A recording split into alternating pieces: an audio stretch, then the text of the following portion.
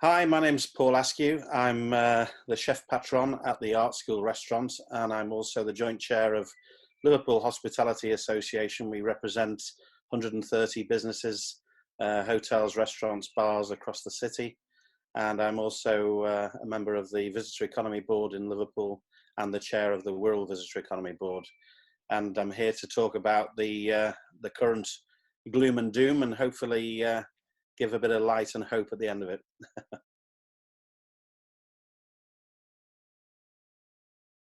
Okay, so obviously we're in the darkest of times at the moment. Unprecedented effect by COVID-19 on all of the hospitality industry, and I just wanted to share today a few of the things that we as a business have gone through, and obviously as the hospitality sector are going through. So clearly, on the 17th of March, we had that speech from the PM telling everybody that the public places were to stop operating, and we closed our doors on the 20th of March. Now, clearly, the number of cancellations, the people, the panic really within the sort of dining community, we literally could have turned it off like a tap. So we all know that without our diners and our people who are going out to enjoy themselves, there's no revenue at all. And this is the beginning of our issues. I think the big difficulty was the looking after the staff. I mean, for me, the people in our industry are our business, and it was very, very important to me that immediately that we found out that we had to close, it was about getting them furloughed, making sure that they were reassured that we will be back, that they've got something to look forward to, and that, you know, we're all looking down a dark tunnel at the moment, and it doesn't seem to be much light. But we've got to keep in touch with our staff and our brigades, and make sure that they're well informed about what's happening moving forward, so that we can come out of this. But the challenges have all been about, I'm afraid to say, it's all about financials. And we've heard about government grants, we've heard about the COVID business interruption loans, we've heard about insurance companies not paying out, we've heard about all these doom and gloom things. And of course now we're looking at talking to landlords about how we can spread out rent payments for commercial premises and things like this. So the challenges are enormous. They really are enormous. And the first thing I would encourage everybody to do is if you're not part of the Liverpool Hospitality Association already, please do become a member, because we've got an amazing WhatsApp group which has been really supportive to each other through these times, sharing best practice, sharing each other's problems, having somebody to talk to. And now that has given us a direct link to the City Council in terms of Joe Anderson and Tony Reeves, the Chief Exec, and we've got a direct route to sort out some of these problems and issues that are going to crop up. You know, the last thing we want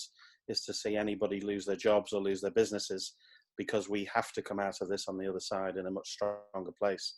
So as far as what can we do to mitigate these things, talk to your banks, talk to the insurance companies. That's not over yet, believe me. We need to keep battling on with that. And I think that the pressure from both us and from government will eventually win the day. But we've got to stick together, keep our brigades focused, and move forward so that we can be ready when this comes out. One thing I would like to say as well, a big shout out for Hospitality Action, who, going back to the people of our industry, have had an amazing campaign generating about 300,000 quid now, which basically is for people who haven't been furloughed, who have lost their jobs and their businesses have closed already. So we're raising money. If you want to look at hospitalityaction.org.uk, you'll see the campaign in all its glory. So please do try and get tuned into that as well. So here we are, 3 weeks into the lockdown, and it's time now to start putting some measures in place to look forward to the new future, whatever that lies ahead. That's the difficulty, isn't it? None of us really know what lies ahead. But the first thing we've been doing is working very closely with local and central government through UK Hospitality. Kate Nichols, I don't know if any of you had a chance to see her on the social channels, very, very active in terms of lobbying government for the needs of our industry. And I think, you know, when you look at some of the things that I mentioned in the first part of this, in terms of the grant funding, the furlough, rent, and how that looks moving forward. Are we going to be able to taper the furlough? Are we going to be able to stretch this out so that there is some funding when we get back open again?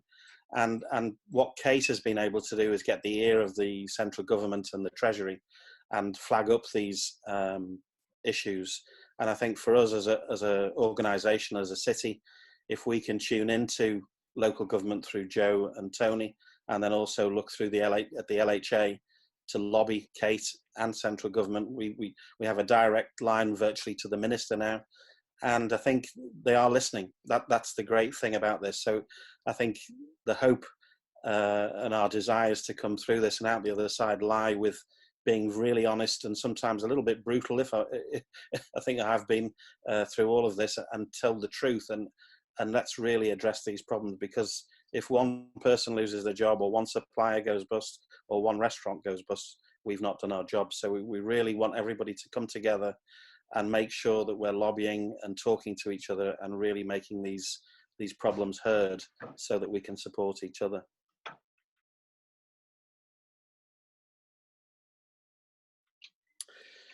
So some of the best practice suggestions I would share with my colleagues, I would say very important to keep the communication lines open. Make sure that your newsletters are still going out to your database. Make sure that you're very prominent on social media. Let them know that you're planning new things and you're going to come back stronger and bigger and better at the end of this. You know, the most important thing is that our diners and our customers and our guests moving forward, they're going to be looking forward to getting out of lockdown just as much as we are. And there will be a honeymoon period. I think there's going to be a little avalanche of guests and diners looking to have the party of all parties.